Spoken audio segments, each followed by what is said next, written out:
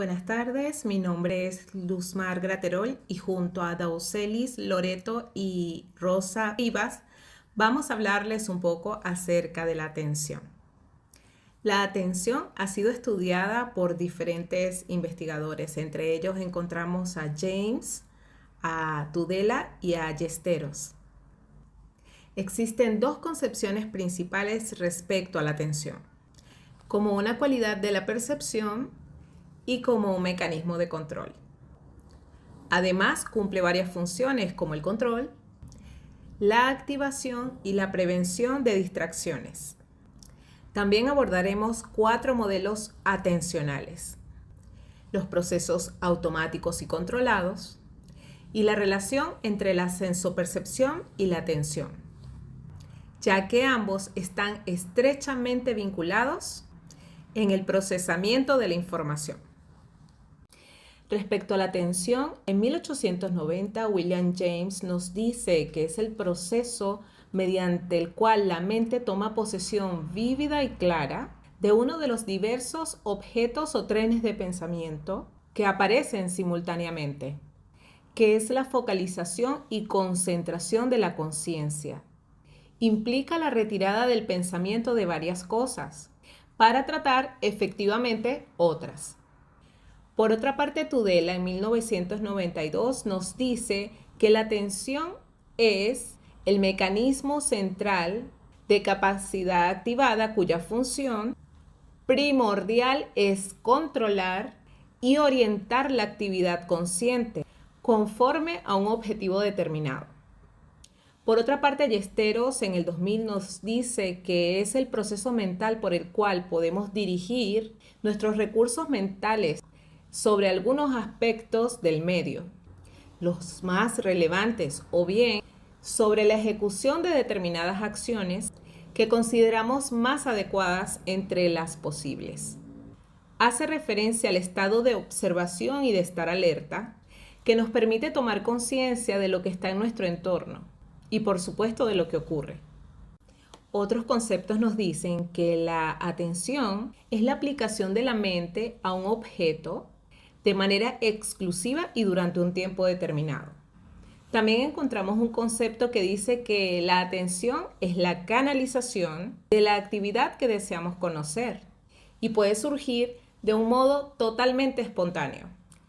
Los estímulos a los que atendemos los llamamos objetivos y a los ignorados, distractores. Respecto a las funciones de la atención, encontramos en primer lugar que ejerce control sobre la capacidad cognitiva. También que activa el organismo ante situaciones novedosas y planificadas o insuficientemente aprendidas. La atención previene la excesiva carga de información. Por otra parte, la atención nos ayuda a estructurar las actividades humanas. También facilita la motivación consciente hacia el desarrollo de habilidades y determina la dirección de la atención, aquello que llamamos motivación. Por último, la atención asegura un procesamiento cognitivo adecuado de los estímulos sensoriales más relevantes. Mi nombre es Rosa Rivas, voy a hablarles primero sobre los tipos de atención. Tenemos por el origen de la naturaleza de los estímulos, estos pueden ser internos o externos. Por la actitud del sujeto, puede ser voluntarios activos o involuntaria pasiva. Por la manifestación motoras y fisiológica puede ser abierto o encubierto. Por el interés del sujeto puede ser dividido selectivo. Y por la modalidad sensorial puede ser visual espacial o auditivo temporal.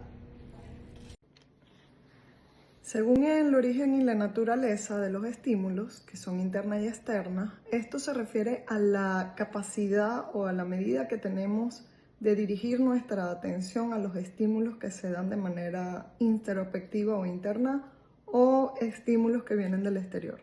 Por ejemplo, en el interno podemos mencionar cuando estamos en estado de relajación todas esas sensaciones que podemos experimentar. Y en el externo, por ejemplo, cuando vamos manejando, las señales de tránsito, el ruido del tráfico, son estímulos externos. En el tipo de atención según la actitud del sujeto, tenemos la voluntaria activa o involuntaria pasiva. Tenemos dos factores, el sujeto y el estímulo.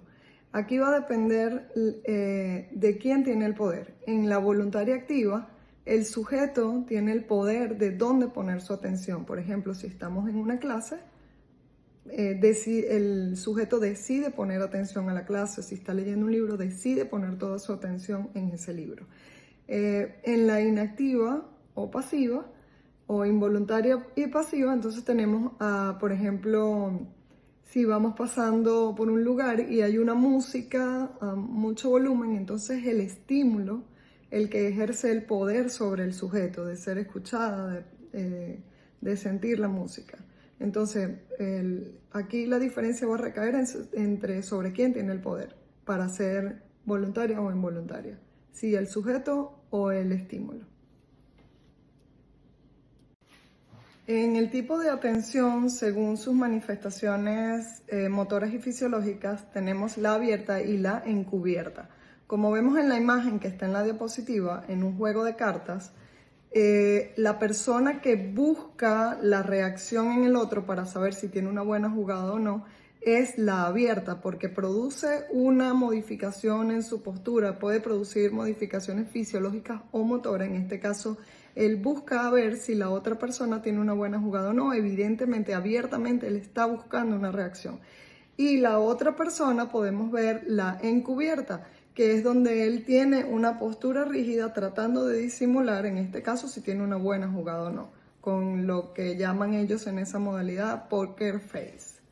Ahí vemos claramente los dos tipos. Según el interés del sujeto, la atención puede ser dividida o selectiva. Selectiva es cuando ponemos toda nuestra atención en un solo aspecto, y la dividida, como la vemos en la imagen, es cuando estamos en varias cosas a la vez. Estamos cuidando al niño, cocinando, escuchando música, enviando un mensaje de texto y estamos atendiendo todas las cosas al mismo tiempo. En la modalidad sensorial tenemos la visual espacial y la auditiva temporal. Una va en función de la otra. Simplemente que la visual se refiere más a conceptos espaciales, por ejemplo, cuando estamos viendo una película, y la auditiva a parámetros temporales, por ejemplo, cuando escuchamos música. Los modelos atencionales nos ayudan a entender cómo se procesa la información en el cerebro, lo cual es esencial para entender los procesos de percepción, memoria y cognición. Los modelos atencionales, los 4 principales modelos atencionales. El primero, el modelo de filtro rígido de Broadbent en 1958. Decía que desde el principio del proceso de atención se bloqueaba la información irrelevante, solo se seleccionaba la información relevante desde la etapa temprana de la atención. Esto permitía hacer un proceso selectivo de la información para pasar al siguiente nivel de procesamiento de la misma. Esto derivaba en una eficacia ya que minimizaba la carga cognitiva. Una de las limitaciones de este modelo era que era poco flexible en el foco de atención. Luego vino el modelo de foco atenuado de Treisman en 1964. A diferencia del de Broadbent, como su palabra lo dice, atenuaba esa atención. No solamente procesaba la información relevante, sino un poco más de información. No la bloqueaba por completo. Una de las ventajas de este modelo era que era más flexible en el foco de atención. Este modelo es recomendado para tareas más complejas y con mayor cantidad de información. El modelo de filtro tardío de Deutsch en 1963 y luego ratificado por Norman en 1969 es útil para las decisiones y análisis precisos. Se procesa toda la información en la parte inicial de la atención. Luego de que se procesa toda la información, entonces es que se va a descartar la información que no es relevante. La ventaja de este modelo es que permite hacer análisis más preciso y mejor selección de la información. La desventaja es que hay un gasto excesivo del recurso cognitivo. El modelo de capacidad limitada de Kahneman en 1973 afecta la elección del modelo optimizando la eficiencia. En reza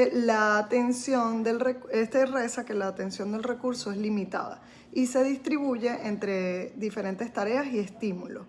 La cantidad de atención que se pone a cada cosa va a depender de la dificultad de la tarea, de la motivación y del nivel de alerta. Esta explica la capacidad de realizar varias tareas al mismo tiempo, siempre que éstas no superen nuestras capacidades, o la atención dividida, de la que hablábamos anteriormente. Hola, feliz tarde. Mi nombre es Doucelis Loreto, estudiante de la Universidad de Acambú. El punto específico del que les hablaré yo será de procesos de tipo controlados y automáticos. Bien interesante, porque todo el día nosotros los seres humanos estamos generando información, estamos en constante intercambio de la misma. ¿Qué es un procesamiento de tipo controlado? Es aquel que necesita de parte de nosotros un enfoque, mantener nuestra conciencia plena en eso que se está realizando. Por eso se llama procesamiento controlado o proceso controlado. Te voy a poner un ejemplo bien interesante. Cada vez que estamos comenzando en un aprendizaje, debemos colocar toda nuestra atención en el mismo. Vamos a ver, te voy a hacer una pregunta. ¿Recuerdas cuando aprendiste a manejar bicicleta?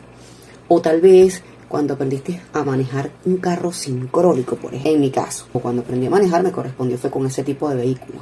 Y tenía 5 velocidades, o tiene 5 velocidades la caja sincrónica. No podía en ningún momento perder mi foco. Debía estar pendiente del volante, de la parte frontal, que no pasaran las personas, o que no se me atravesara alguien, pero además de eso, un pie en el freno, en el croche y freno, y el otro pie en el acelerador. Era algo, wow, que necesita tu atención plena. Igual como cuando manejas bicicleta por primera vez, cuando inicias el aprendizaje. Manos en el manubrio, pies en los pedales de la bicicleta y siempre vista al frente para no chocar. Igualmente sucede con el ajedrez. Mi hija de 6 años, amante del ajedrez, va todas las semanas a su clase y está en su tablero con todas sus piezas, siempre atenta y enfocada de ese movimiento de piezas, de que cada uno sea de una forma excelente para poder comerse al contrario. Una vez que estos procesos de forma repetitiva, se hacen conscientes en nuestro interior, ya se convierten en procesos automáticos. ¿Y qué es un proceso automático? Ese que ya hacemos con total normalidad, de algo tan interesante, tan simple, pero a la vez tan determinante en nuestras vidas, como es respirar. Inhalar, exhalar. Nosotros respiramos y eso hace que estemos vivos. Y lo hacemos de forma inconsciente, simplemente respiramos. ¿Qué significa esto? Cuando hacemos este proceso, es un proceso automático, pero que si dejamos de hacerlo es porque estamos muertos. Igualmente, cuando aprendes ya a manejar tu carro, cuando ya sabes manejar bicicleta, lo haces muy fácil. Está ya fijado en tu inconsciente, ¿sabes? Todo ese proceso ya se hace automático. El proceso automático y el proceso controlado van de la mano, y es eso que te estoy explicando en este instante. Un proceso controlado se hace automático una vez que se fija en tu mente. Es un binomio entre los dos, una dualidad. Por ejemplo, en lo que tiene que ver con la sensopercepción y la atención. Si nosotros vamos pasando por un lugar, una calle caminando, y vamos tal vez a un lugar donde hacen tortas, pasteles, y vas pasando y sientes un olor delicioso que te evoca a un recuerdo de tu infancia, tal vez, de algún cumpleaños, de algún momento especial.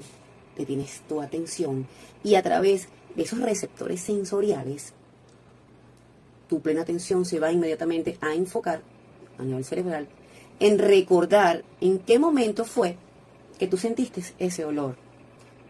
Tal vez te puede invitar a entrar a ese lugar, a pedir una torta y a morderla. Y cuando la estés consumiendo, vas a sentir ese sabor también captado por tus órganos sensoriales.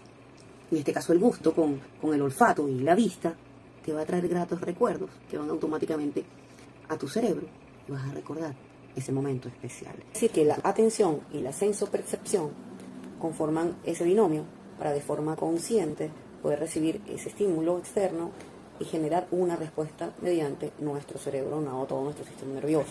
Te va a decir, si ya estaba en una silla hace un rato, porque ahora esta parte del video es así, porque quería captar tu atención y que generaras un estímulo distinto al verme en otro escenario. Puedo resumir que la sensopercepción y la atención enfocados a la psicología nos ayudarán mucho a hacer o a tratar de generar grandes transformaciones en cada uno de los pacientes a los que tengamos la oportunidad de tocar. Un tema sin duda bien interesante que hemos podido tratar tanto mis compañeras de clases como yo. Agradecidas estamos con la profesora, con usted profesora, porque cada vez que nos introducimos a este tipo de temas, aprendemos, entendemos, disfrutamos y podemos decir que la formación nos está dejando un aprendizaje de segundo orden, que es lo que todos queremos. Ser grandes profesionales, ser excelentes psicólogos de calidad, egresados de la Universidad Yacambó y con grandes docentes como usted. Gracias.